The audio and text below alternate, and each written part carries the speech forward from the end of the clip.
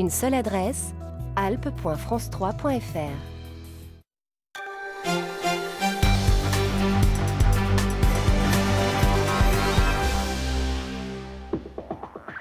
Bonjour à tous et merci pour votre fidélité au 12-13. Au sommaire du Journal des Alpes ce midi, un but, un emploi, une semaine de rencontres et d'actions pour mettre en relation des patrons et des jeunes chercheurs d'emploi. Une initiative originale du club de football de Salès-sur-Sanne en Isère.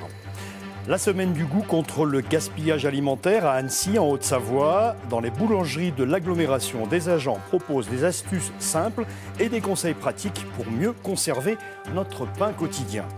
Et puis, le mauvais temps persiste et signe. Nuages abondants, averses fréquentes. Il faudra faire entre les gouttes cet après-midi avec des températures en légère baisse, 12 à 15 degrés en pleine. La piste criminelle reste privilégiée après la découverte hier de 2 corps calcinés dans une camionnette incendiée sur un chemin forestier de Saint-Germain-sur-Rhône en Haute-Savoie. L'identité des 2 victimes est encore inconnue, tout comme la cause de leur mort qui passera par une autopsie. Une affaire sur laquelle l'adjointe au procureur d'Annecy n'était pas très bavarde hier soir au micro d'Ingrid Pernet-Duparc et Serge Voiret. On l'écoute. On a retrouvé un fourgon calciné, voilà, et qu'a priori il y a 2 personnes également calcinées à l'intérieur. Voilà. Pour le moment, c'est vraiment tout ce que je peux vous dire. Il est immatriculé ici. Est-ce que c'est... Je ne vous dirai rien de plus. Parce que vraiment, les investigations sont en cours. C'est vraiment important de pouvoir préserver le plus possible l'avancement des investigations sereinement. Voilà, affaire à suivre. Et puis une femme de 80 ans, entre la vie et la mort, à Vienne, dans le Nord-Isère. Elle a été victime hier d'un feu de poubelle dans un immeuble de 5 étages qui s'est propagé par la cage de l'ascenseur et a blessé 3 autres personnes. Une enquête, là aussi, a été ouverte concernant les causes du sinistre. Thierry Kovacs, le maire de la ville, s'est rendu sur les lieux pour constater les dégâts. On l'écoute. La fumée et la chaleur s'est propagée dans l'ensemble de l'allée de la montée d'escalier, ce qui a incommodé bien évidemment les locataires, ce qui a blessé des locataires à travers l'inhalation des fumées. Et puis une personne âgée a ouvert sa porte et elle a pris donc le coup de chaleur et donc elle est grièvement blessée. Son pronostic vital est engagé. C'est pas une question de vétusté. La police fait son enquête. On ne peut pas en parler à cet instant, mais visiblement l'incendie n'a pas pris tout seul. Il y a bien évidemment des responsables à cet incendie. La campagne de vaccination contre la grippe a officiellement débuté hier. Et depuis ce matin, c'est la ruée vers les pharmacies qui ne souhaitent pas renouveler l'expérience douloureuse de l'an passé. Exemple à Grenoble, où les officines à la Croix-Verte ne savaient plus où donner de la tête. Renaud Gardette, Florine Heba. Les vaccins sont là, gardés au frais, dans les coulisses de cette pharmacie qui a rempli ses stocks. Depuis hier, la distribution a commencé et c'est un défilé. Et voilà la petite injection qu'il faudra donner au médecin. Ici, plus de 150 vaccins sont vendus chaque jour. 3 à 4 000 doses devraient être écoulées cette année. Maria se fait vacciner depuis quelques années. Elle se dit à chaque fois rassurée. Mon médecin m'a dit que maintenant il faut faire le vaccin. Pourquoi il vous a dit ça ? Mon âge. L'an dernier, la vaccination avait tourné au fiasco avec près de 20 000 morts en France, 10 fois plus que d'habitude. Le virus avait en fait muté après l'élaboration du vaccin. Cette année, les autorités affirment que le problème ne devrait pas se renouveler. Cette année, le vaccin a été fait en prévision avec les souches rajoutées par rapport à celles de l'année dernière. Donc ce sera vraiment plus efficace, effectivement, l'année dernière. Il a été beaucoup moins efficace que les autres années, dû à la mutation. Il faut 2 à 3 semaines après l'injection pour que le vaccin soit opérationnel. La protection dure ensuite près de 3 mois, alors que de plus en plus de Français se disent réticents à l'idée de se faire vacciner. Et à Salès-sur-Sanne, dans le Nord-Isère, le club de football de la commune a décidé d'agir pour accompagner les jeunes demandeurs d'emploi. Avec le soutien de la région, Pôle emploi et la mission locale jeunes ont mis en place une semaine de rencontres et d'actions plutôt originale, baptisée « Un but pour l'emploi ». Explication Damien Borelli et Dominique Bonger. Est-ce que c'est vous qui allez être acteur? Est-ce que tu vas dire des consignes aux autres? Ou est-ce que tu vas être un peu en retrait? Et toutes ces choses-là, en fait, au final, c'est ni plus ni moins votre comportement. Sur ce terrain de futsal, 2 équipes s'affrontent. Pendant ce temps, sur la touche, 4 autres joueurs les observent. L'objectif n'est pas de compter les buts, mais de noter l'engagement et les attitudes de chacun. Vous vous rappelez de celui qui a Ce matin, je lui ai dit, ah bah ouais, c'est super bien, t'as tout le temps le sourire. Regardez, regardez. Il est tout le temps joyeux, le sourire. Et est-ce que c'est bien ça pour une entreprise? C'est la classe, c'est la classe. Éducateur sportif, Anthony accompagne toute la semaine ces jeunes en recherche d'emploi. Il y a autre chose. Bien joué ça, Jacqueline. On a décidé de mettre en place un programme. Et dans ce programme-là, on s'est dit qu'on pouvait avoir un jeu sur l'insertion professionnelle. Donc ils sont tous demandeurs d'emploi ou décrochés scolaires. On a un public aussi un petit peu. Et on s'est dit, voilà, l'idée c'est de leur proposer de passer une semaine dynamique avec comme support le sport. Et que le sport est vecteur de savoir-être qui sont transversales sur le milieu du monde professionnel, ni plus ni moins. Imaginé et animé par le Football Club de Salaise, ce stage va permettre aux jeunes de rencontrer des chefs d'entreprise du Roussillonnais. Ils vont même se retrouver pour un match. C'est déjà juste le mot foot, ça m'a direct attiré. Et après, vu qu'on m'a dit qu'il allait y avoir des patrons et tout, je me dis c'est peut-être une chance pour moi. M'aider à trouver mon patron, m'exprimer, comment me présenter, tout ça. Donc c'est pour ça que je suis venu au stage. C'est pour plus avoir confiance en moi. Atelier CV et projets professionnels, visite d'un forum emploi, le programme est copieux. Impliqué dans le socio-éducatif, le club de foot isérois avait envie de mouiller le maillot sur le terrain de l'insertion. Il a convaincu la région, Pôle emploi et la mission locale. Aujourd'hui, c'est d'arriver à mettre en place un lien, à créer des liens en fait, entre ce qu'on fait au quotidien dans le club de foot et puis ce qui se passe un petit peu dans la vraie vie, on va dire, avec ces difficultés sociales.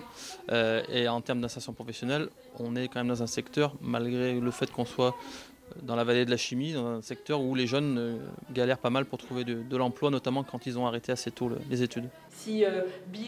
Après le foot, rien de tel qu'un jeu de rôle animé par 2 comédiennes de théâtre pour travailler la présentation et tenter de vaincre sa timidité. Si le stage touche au but, le club de Salaise espère multiplier les sessions.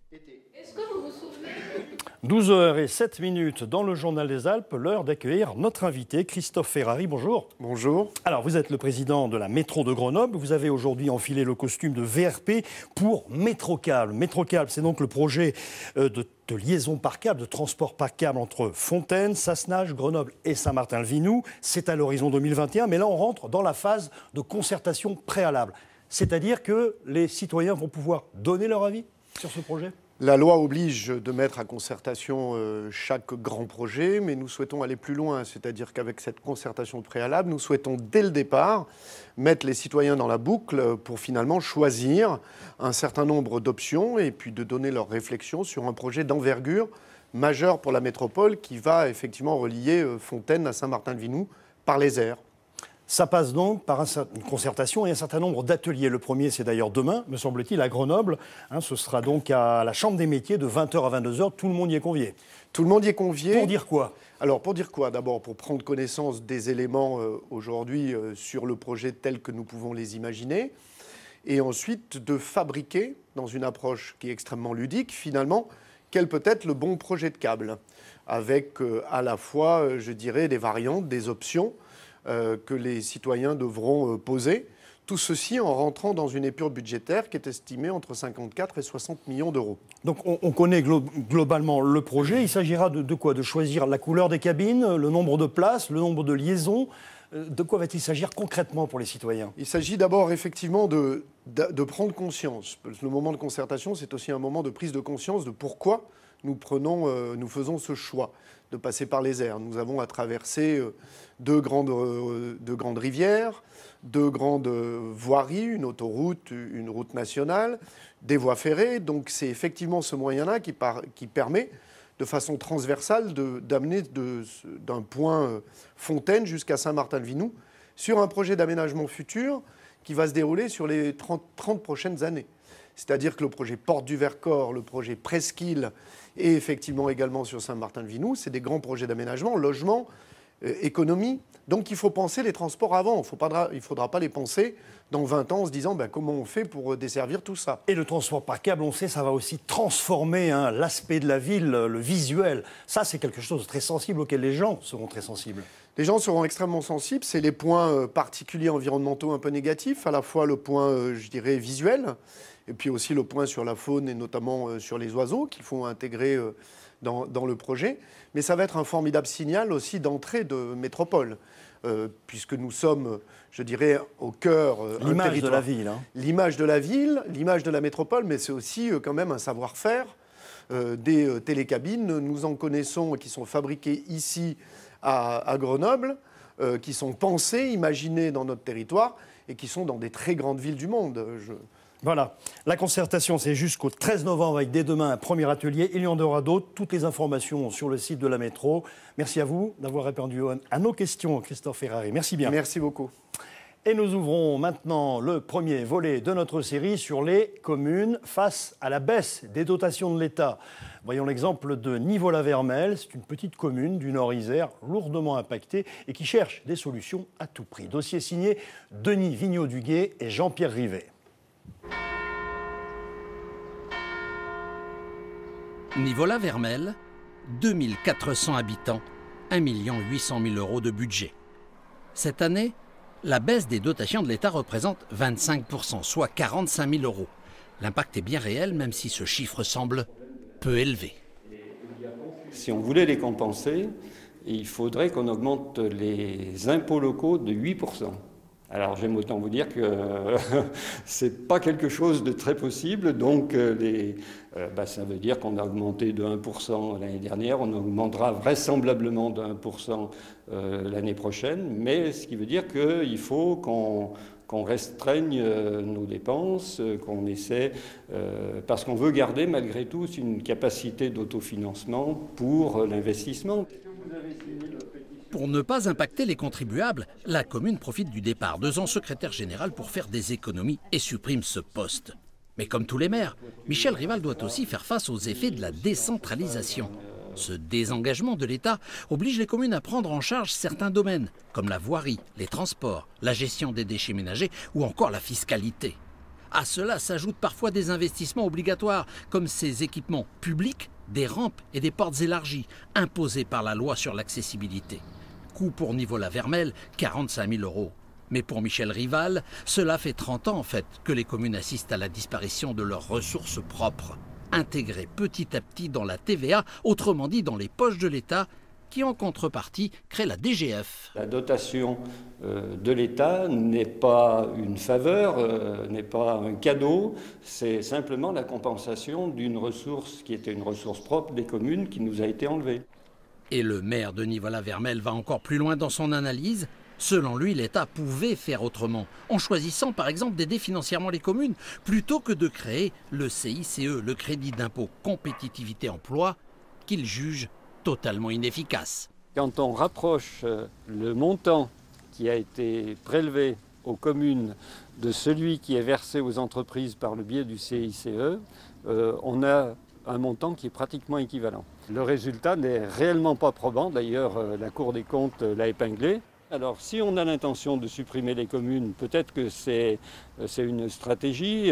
Bon, c'est pas la mienne parce que je pense que les communes, c'est l'échelon numéro 1 de la démocratie, c'est là où les gens se retrouvent. Depuis 3 ans, les enfants de Nivola-Vermelles disposent d'une cantine communale. C'est le dernier investissement important de Michel Rival et son équipe municipale, 1 500 000 €. Une opération rendue possible par un emprunt dit d'investissement. Celui-ci ne coûtera rien aux contribuables de la commune car les remboursements vont être lissés sur plusieurs années et se feront uniquement par le biais des utilisateurs. Pour en finir avec le gaspillage du pain, Annecy lance une opération de sensibilisation à l'occasion de la semaine du goût. À l'entrée des boulangeries de l'agglomération, des agents distribuent des sacs de conservation et des bons conseils. Au passage, pour inciter les habitants à mieux consommer leur pain quotidien. Marion Feutry, Christian Mathieu. Bonjour monsieur, je vous offre un sac à pain, c'est de l'agglo. Si vous le rapportez, ça vous fera 3 centimes de réduction si vous ne prenez pas le sac en papier. Bonjour madame, vous avez le droit aussi. Assorti à votre pull. Merci. De simples sacs en tissu, la nouvelle arme d'une guerre anti-gaspillage. L'idée, mieux conserver son pain, aliment de base qui finit trop souvent, trop vite à la poubelle. Eh ben allez, on va faire... Pour les 7 centimes. On nous dit que le pain vivra plus longtemps ou un petit peu mieux dans ce sac. C'est très bien, c'est une bonne idée, bonne initiative. À la maison, j'ai une boîte pour conserver le pain. Mais c'est vrai que le sac, c'est vraiment pour aller le chercher. Ça, c'est pratique, quoi. En offrant ce sac, ça amène les gens à se poser la question sur leurs déchets et à se poser des questions sur leurs déchets. Et aussi, donc, on leur offre un petit livret qui va avec pour leur donner des astuces de réduction du gaspillage. Pour mener le combat, des agents du service gestion des déchets. Leur but, instiller les bons réflexes chez les consommateurs. Congeler son pain, lui donner une seconde vie lorsqu'il est sec. Bref, éviter que 600 tonnes de pain ne finissent chaque année dans les poubelles de l'agglo. Derrière, nos partenaires, les 5 boulangeries qui travaillent sur cette expérimentation, ont accepté dans la période qui va suivre de pointer pendant quelques semaines le nombre de personnes qui revoient avec les sacs pour voir si le type d'action peut être dupliqué, s'il y a une réelle efficacité et si les gens jouent le jeu ensuite. Après le pain, viendra le temps de s'attaquer aux autres déchets alimentaires. Objectif 28 kg d'ordures en moins par habitant et par an dans l'agglomération d'Annecy. Gros plan maintenant sur la pensée sauvage. C'est l'une des 13 fermes sélectionnées en France pour représenter l'agriculture de demain à travers un concours organisé par des associations qui prônent la révolution des champs. Reportage en Haute-Savoie, aux portes de Genève, avec Ingrid Pernet-Duparc et Serge Vorette. À eux trois, ils forment cette pensée sauvage qu'ils ont créée il y a 5 ans. Un modèle agricole participatif à l'image des AMAP. Aujourd'hui, par exemple, comme 2 fois par semaine, ils ramassent les légumes pour la vente en direct aux consommateurs. L'idée, c'est de trouver des consommateurs motivés et puis qui ont envie de manger autrement et puis d'avoir un autre contact avec les gens qui produisent leur alimentation. Et puis des agriculteurs qui ont envie aussi un peu de s'ouvrir, d'expliquer ce qu'on fait dans nos fermes et voilà, c'est un peu la contrainte de la MAP, c'est que y a des gens qui vont avoir un regard sur ce qu'on fait, quoi, en tout cas. Chaque semaine, Mathieu, Gwenaël et Jérôme nourrissent environ 100 familles avec leurs 2 hectares de terre cultivée, leur temps maîtrisé et leur plaisir apparemment vérifié. Bref, ils ont trouvé leur équilibre. L'équilibre, c'est déjà d'avoir un revenu décent. Alors un revenu décent, on a le SMIC qui peut voilà, nous permettre d'avoir un rapport. Aujourd'hui, nous, on sait qu'on est payé entre 8 et 10 euros de l'heure. Ça dépend un petit peu des années sur nos heures travaillées. On est assez content de notre sort. Après, voilà, il y a certainement d'autres systèmes possibles que le nôtre. Un système innovant avant tout, aussi bien dans la sélection des variétés de légumes que dans ce véritable laboratoire de recherche et développement avec la création d'outils agricoles. L'idée, c'est de créer des outils qui soient libres de droit et puis que chacun se réapproprie un savoir-faire, puisque la majorité des agriculteurs sont aujourd'hui, la moitié sont hors cadre familial, donc ne connaissent pas forcément un savoir-faire dans le travail de la ferraille. Un outil maison, 3 fois moins cher qu'un outil du commerce, de quoi aussi s'installer dans ce qu'ils appellent leur logique d'autonomie. Et on termine avec cet article à consommer sans modération sur notre site internet alpes.france3.fr.